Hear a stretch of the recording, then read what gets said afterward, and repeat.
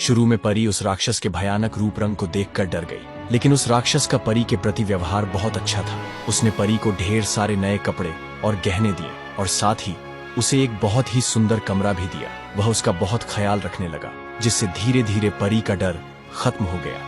अब धीरे धीरे परी ने भी राक्षस से बातें करनी शुरू कर दी। उसे यह अच्छा लगने लगा। दिन गुजरते रहे और दोनों बहुत अच्छे दोस्त बन गए। राक्षस परी को चाहने लगा था, लेकिन अपनी बदसूरती के कारण वह अपनी मन की बात कहने से डरता था। फिर एक दिन उसने हिम्मत करके परी को अपने मन की बात बता दी और उसके सामने विवाह का प्रस्ताव रख दिया। इस प्रस्ताव पर परी आश्चर्य में पड़ गई। उसे समझ नहीं आया कि राक्षस को वह क्या उत्तर दे। वह सोच में पड़ गई कि वह कैसे उस बदसूरत राक्षस से विवाह कर सकती है, लेकिन वह उसकी भावनाओं को भी ठेस नहीं पहुंचाना चाहती थी, क्योंकि वह उसके प्रति दयालु था और उसने उसके पिता के प्राण भी नहीं लिए थे। परी घबराते हुए बोली, मैं इसका अभी कोई उत्तर नहीं दे सकती। परी की बात पूरी होने से पहले ही राक्षस उसका उत्तर समझ गया और उसकी बात काटकर बोला, कोई बात नहीं परी, मैं तुम्हारी स्थिति समझता हूँ, मुझे तुम्हारी बात का बुरा भी नहीं लगा है। इतना कहकर वह वहाँ से चला गया। दिन गुजरते गए।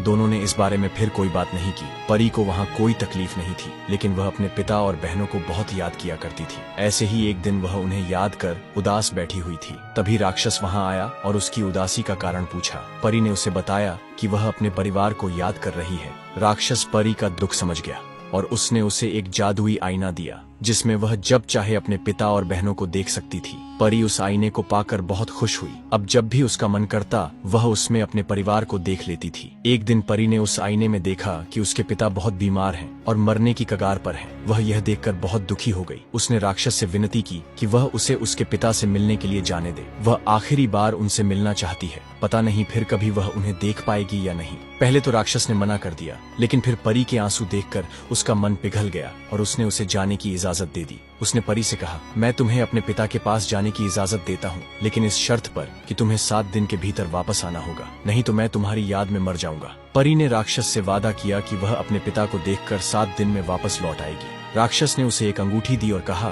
कि जब वह यह अंगूठी अपनी उंगली से उतारेगी, वह वापस इस महल में खुद को पाएगी। परी ने वह अंगूठी पहन ली। फिर अगले दिन जब वह सोकर उठी तो उसने खुद को अपने पिता के घर पर पाया। वह सीधे जाकर अपने पिता से मिली। पिता परी को देखकर बहुत खुश हुए। वास्तव में वह यह सोचकर बीमार पड़ गए थे कि उनकी बेटी एक राक्षस की कैद में है। परी ने उन्हें राक्षस के बारे में विस्तार से बताया कि वह उसके साथ बहुत अच्छा व्यवहार करता है और उसे कोई तकलीफ नहीं होने देता। परी की खैरियत जानकर व्यापारी धीरे धीरे ठीक होने लगा। वहाँ रहते हुए परी को राक्षस की याद आने लगी। उसके साथ रहते रहते उसे उसकी आदत पड़ गई थी और उसके अच्छे और दयालु व्यवहार के कारण वह उससे प्रेम करने लगी थी। एक दिन परी की दोनों बहनें, जिनका विवाह हो चुका था, उससे मिलने घर पर आई थीं। जब परी ने अपनी बहनों को राक्षस के महल में बिताए गए आरामदायक और सुंदर जीवन के बारे में बताया तो वे जल भुन कर रह गईं। जब उन्हें पता चला कि परी को 7 दिन के भीतर राक्षस के महल लौटना है, तो उन्होंने झूठे आंसुओं का सहारा लेकर परी को कुछ दिन और रोक लिया। असल में यह उनकी एक साजिश थी। वे चाहती थीं कि राक्षस परी पर नाराज हो जाए और उसे मार डाले। उधर राक्षस बड़ी बेचैनी से परी का इंतजार कर रहा था।